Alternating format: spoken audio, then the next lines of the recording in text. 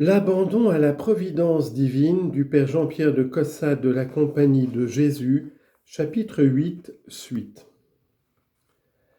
La pratique d'une théologie si admirable consiste dans une chose si simple, si aisée, si présente, qu'il n'y a qu'à le vouloir pour l'avoir.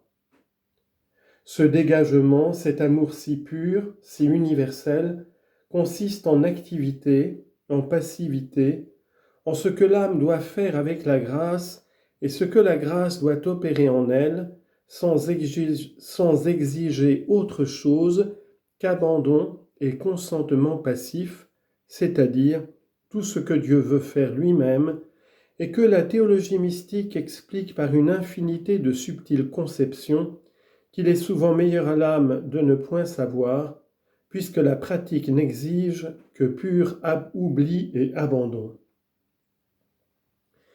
Il suffit donc pour l'âme de savoir ce qu'elle doit faire. Cela est la chose du monde la plus aisée. C'est d'aimer Dieu comme le grand et l'unique tout, être content de ce qu'il est et s'acquitter de son devoir d'obligation avec soin et prudence. Une âme simple, car ce seul exercice par ce chemin si droit, si éclairé et si gardé, marche à pas couverts et en assurance.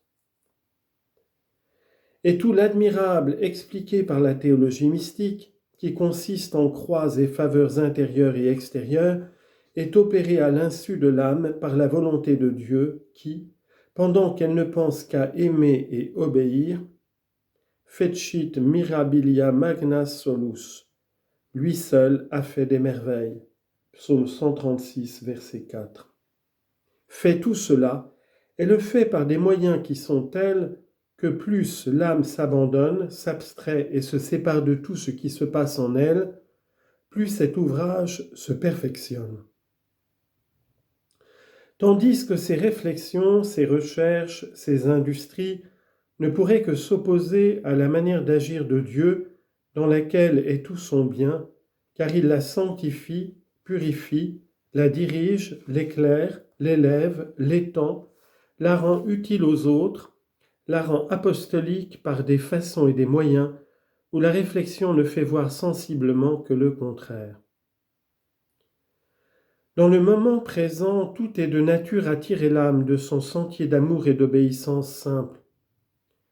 Il faut un abandon et un courage héroïque pour se tenir stable dans la simple fidélité active et chanter sa partie avec assurance, tandis que la grâce chante la sienne sur des airs et des tons qui ne font rien moins que de donner à entendre à l'âme qu'elle est trompée et perdue.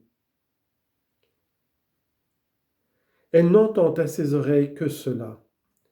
Et si elle a le courage de laisser gronder le tonnerre et les éclairs, les tempêtes et foudres, de marcher de pied ferme dans le sentier de l'amour et de l'obéissance au devoir et à l'attrait présent, on peut dire qu'elle est semblable à l'âme de Jésus et qu'elle porte l'état de sa passion, pendant laquelle ce divin Sauveur marchait d'un pas égal dans l'amour de son Père et la soumission à sa volonté, en lui laissant faire les choses en apparence les plus contraires à la dignité d'une âme aussi sainte que la sienne. Les cœurs de Jésus et de Marie, laissant le bruit de cette nuit si obscure, ils la laissent percer et l'orage se fondre.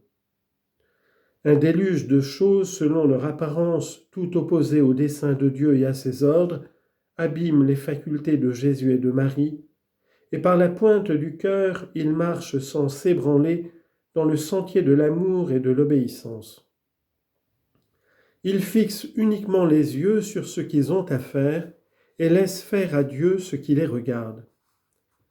Ils sentent toute la pesanteur de cette action divine. Ils gémissent sous le poids, mais ils ne chancellent et ne s'arrêtent pas un seul instant. Ils croient que tout ira bien, pourvu que le cœur laisse faire Dieu et se tienne dans sa voie. Quand l'âme va bien, tout va bien, car ce qui est de Dieu, c'est-à-dire sa partie et son action, est pour ainsi dire le centre et le contre-coup de la fidélité de l'âme. Elle pousse l'âme et l'âme se repousse vers elle. C'est le beau côté de l'ouvrage qui se fait à peu près comme les superbes tapisseries qui se travaillent point par point et à l'envers. L'ouvrier qui s'y emploie n'y voit que son point et son aiguille, et tous ces points remplis successivement font des figures magnifiques qui ne paraissent que lorsque, toutes les parties étant achevées, on expose le beau côté au jour. Mais pendant le temps du travail, tout ce beau et merveilleux est dans l'obscurité. Il en est de même de l'âme abandonnée. Elle ne voit que Dieu et son devoir. L'accomplissement de ce devoir n'est à chaque moment que comme un point imperceptible ajouté à l'ouvrage. Et cependant, c'est avec ces points que Dieu opère ces merveilles, dont on a quelquefois des pressentiments dans le temps, mais qui ne seront bien connus que dans le grand jour de l'éternité. Que la sagesse de Dieu est pleine de bonté et de sagesse. Il a tellement réservé à sa seule grâce et à sa seule action tout ce qu'il y a de sublime et de relevé, de grand, d'admirable dans la perfection et la sainteté. Il a tellement laissé à nos âmes aider du secours de la grâce ce qui est petit, clair, facile, qu'il n'y a personne au monde à qui il ne soit aisé d'arriver à la perfection la plus éminente. Tout ce qui est de l'état, du devoir, des qualités du corps est à la portée du chrétien. Excepté le péché, voilà tout ce que Dieu lui demande pour occuper sa fidélité active. Il n'attend de nous que de nous voir accomplir sa volonté, signifiée par nos devoirs, selon nos forces corporelles et spirituelles, en demeurant exacts à nos autres obligations, selon notre pouvoir. N'y a-t-il donc rien de plus facile et de plus raisonnable? Quelle excuse à alléguer? C'est là cependant tout l'ouvrage que Dieu exige de l'âme dans l'ouvrage de sa sanctification.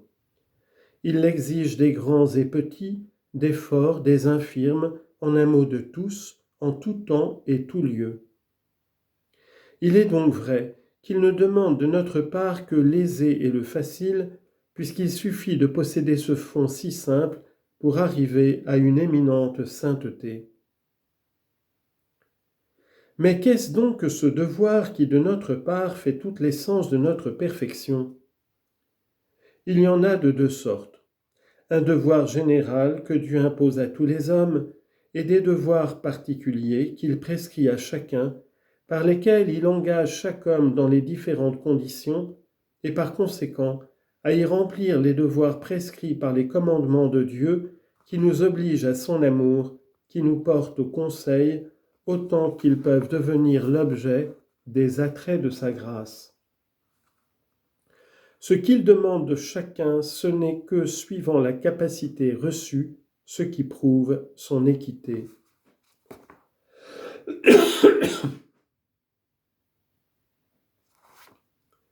Ô vous tous qui tendez à la perfection et qui êtes tentés de vous décourager à la vue de ce que vous lisez dans la vie des saints et de ce que les livres de piété prescrivent. Ô vous qui vous accablez vous-même par les idées terribles que vous vous formez de la perfection. C'est pour votre consolation que Dieu veut que j'écrive ceci. Apprenez ce que vous paraissez ignorer. Ce Dieu de bonté a rendu aisées toutes les choses nécessaires et communes dans l'ordre naturel, comme l'air, l'eau et la terre. Rien de plus nécessaire que la respiration, le sommeil, la nourriture, mais aussi rien de plus facile. En vertu du commandement que Dieu en a fait, l'amour et la fidélité ne sont pas moins nécessaires dans l'ordre surnaturel. Il faut donc que les difficultés ne soient pas si grandes qu'on se les représente. Or ces choses même de si peu de conséquences, Dieu veut bien s'en contenter dans la part que l'âme doit avoir dans l'ouvrage de sa perfection. Il s'en explique lui-même trop clairement pour en douter. Citation, Deum time et observamam data est omnis homo. C'est-à-dire, Voilà tout ce que l'homme doit faire de son côté, voilà en quoi consiste sa fidélité active. Qu'il remplisse sa partie, Dieu fera le reste, la grâce se le réservant à elle seule.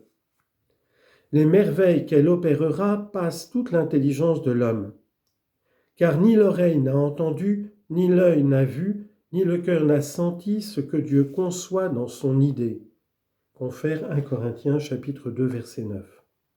Résout dans sa volonté et exécute par sa puissance dans les âmes qui portent ce simple fond, cette toile si unie, cette couche si aisée à appliquer, ces traits si beaux et si achevés et finis, ces figures si admirables, que les mains de la divine sagesse savent seules faire en travaillant sur le fond de cette simple toile d'amour et d'obéissance que l'âme tient tendue sans penser, sans chercher, sans réfléchir, pour connaître ce que Dieu ajoute.